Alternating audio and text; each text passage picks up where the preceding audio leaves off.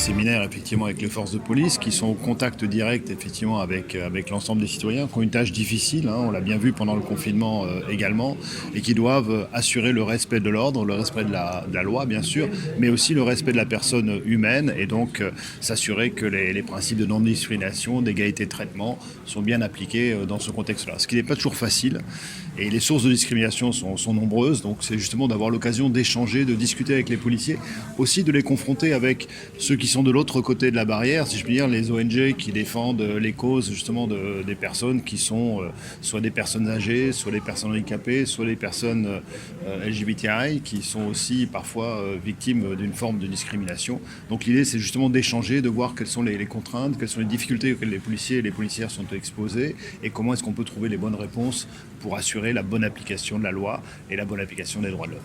En 2018, il y a eu un amendement à l'ICT Act, donc Information and Communication Technology Act. Ouais. Et par rapport à ça, donc récemment, on a eu pas mal d'arrestations depuis cet amendement qui a trait justement à la liberté d'expression.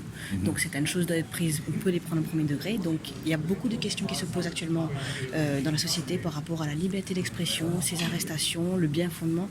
Est-ce qu'il ne faudrait pas peut-être revoir ces lois ou peut-être apporter des paramètres donc quel est votre...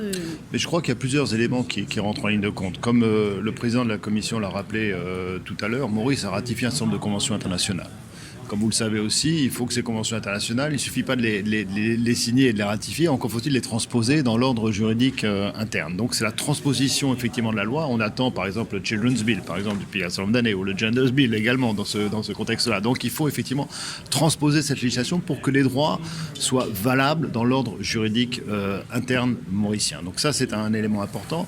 La loi auquel vous faites référence doit être appliquée. Elle peut peut-être être revue s'il y a des imperfections, des améliorations qui doivent lui être apportés, parce qu'effectivement je crois qu'une des libertés fondamentales que l'on défend, et ça fait partie des petits bracelets qu'on a ici, c'est celle de la liberté d'expression. Il faut effectivement que chaque personne puisse émettre son opinion, qui peut être critique éventuellement de certaines situations. Je crois que c'est important d'avoir cette liberté, parce que c'est à travers le dialogue, à travers l'échange, que l'on peut faire progresser la société vers plus de droits humains.